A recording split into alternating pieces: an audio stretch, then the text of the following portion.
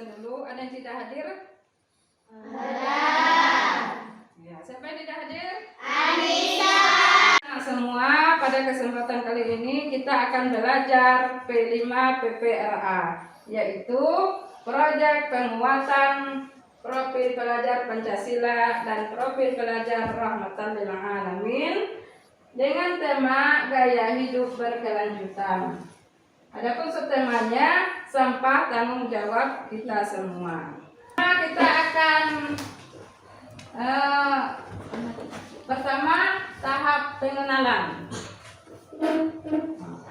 Jadi pada tahap pengenalan pertama kita akan mengenal terhadap permasalahan lingkungan hidup. Jadi sampah sendiri dinilai sebagai sesuatu yang tidak bermanfaat yang harus dibuang. Sementara masyarakat tidak memikirkan bagaimana cara penanganan sampah yang benar. Jadi pada intinya, ya semakin banyak orang maka semakin banyak pula sampah.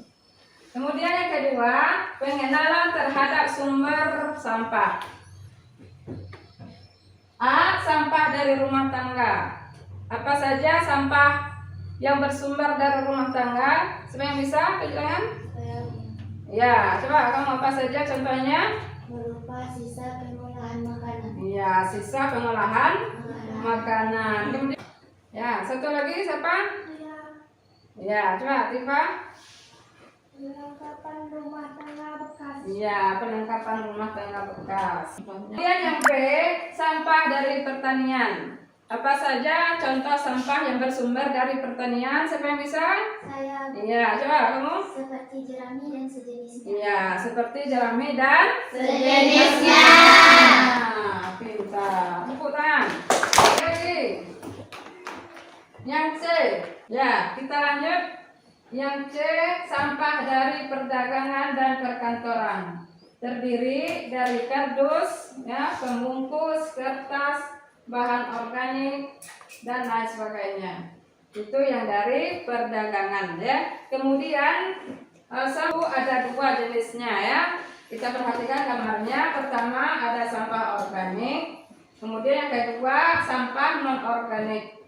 Jadi sampah organik juga disebut dengan sampah basah, ya, yaitu jenis sampah yang berasal dari jasad hidup hingga mudah busuk dan hancur secara alami. Itu yang organik. Jadi kita bisa mengamati gambarnya berupa sisa makanan, kemudian sisa sayuran dan daun kering. Ya, itu jenis sampah organik. Kemudian sampah non organik, sampah kering, ya, sampah yang tersusun dari senyawa non organik yang berasal dari mineral, minyak bumi, dan lain-lain. Contohnya gelas, kaca, plastik, ya, itu sampah dari non organik, sampah dari jenis non organik. Nah, itu contohnya. Jadi bisa kita perhatikan gambar-gambarnya. Kemudian kita lanjut lagi sebab akibat penumpukan sampah. Ya, pertama sebab penumpukan sampah. Satu, banyaknya orang yang beranggapan bahwa sampah bukan tanggung jawab pribadi. Yang kedua, tidak ada hukuman bagi orang yang membuang sampah sembarangan, ya. Yang ketiga, kurangnya tempat pembuangan sampah. Nah, ini mengakibatkan sampah itu menumpuk, ya. Kemudian akibat dari penumpukan sampah. Pertama, menimbulkan pencemaran tanah. Kemudian menimbulkan bau tidak sedap. Kemudian menyebabkan banjir, menghilangkan habitat hewan, menimbulkan berbagai penyakit. Itu akibat dari penumpukan sampah.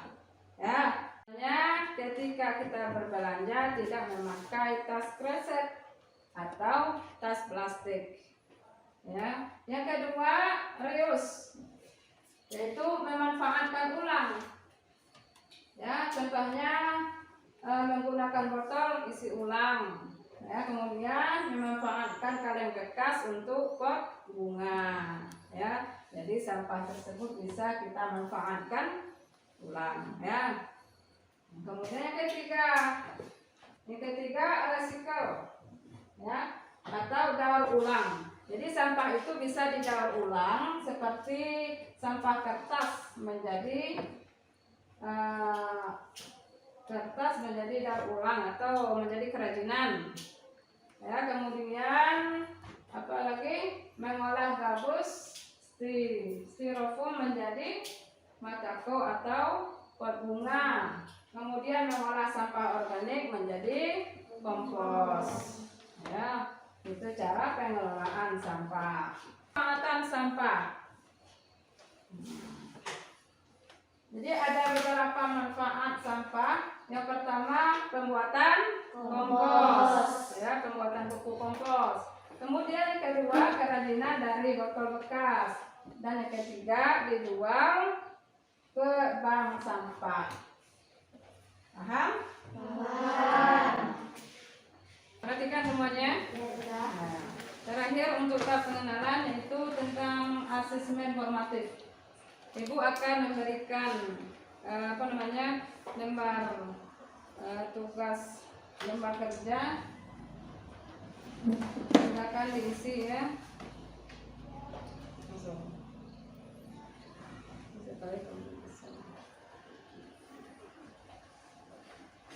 Jadi kolom yang ada itu silakan diisi dengan paparan ibu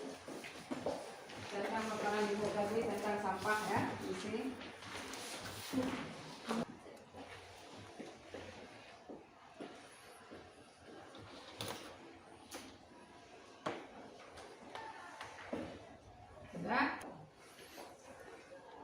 Sudah? Anak-anak? Sudah dikumpulkan.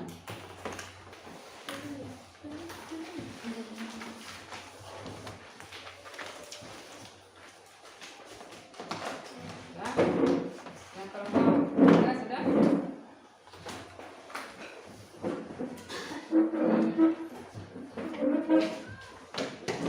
Jadi untuk tahap perkenalan ini kita cukup sampai di sini dulu. Kita akhiri dengan membaca hamdalah.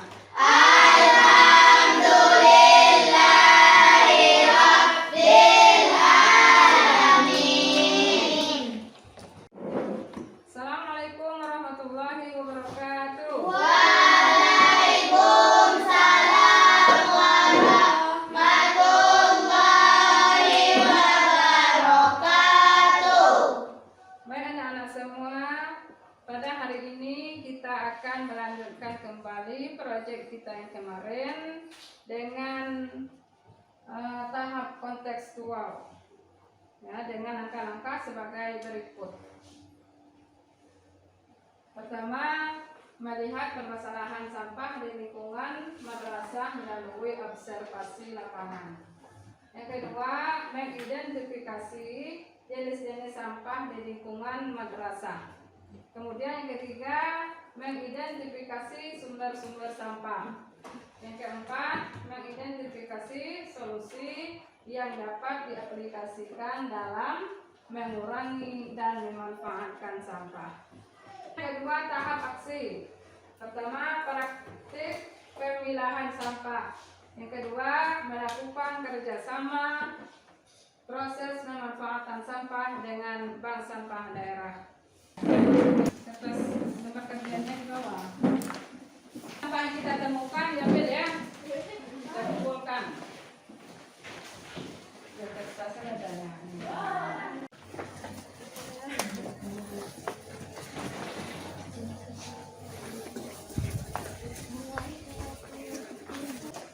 Biar bentuk bunga.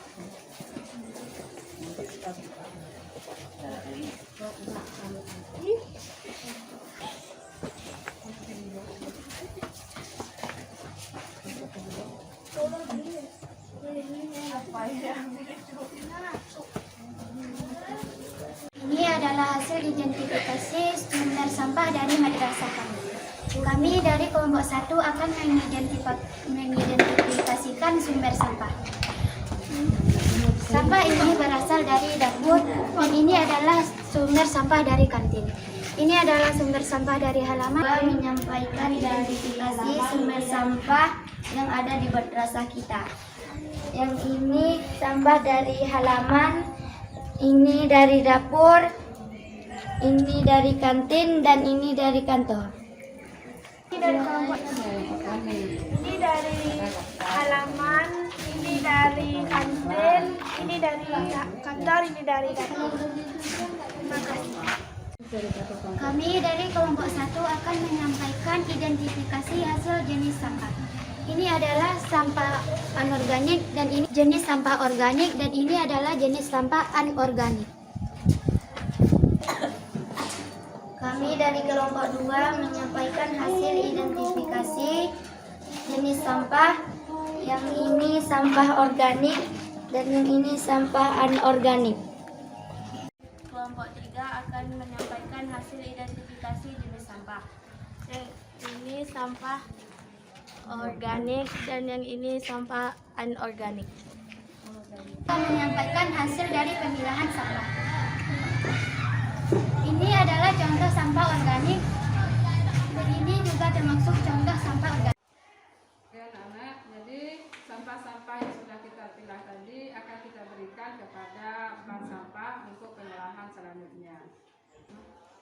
Terakhir, tahap refleksi dan tindak lanjut. Untuk tahap ini, Ibu akan memberikan tugas akhir. Ini silakan diisi.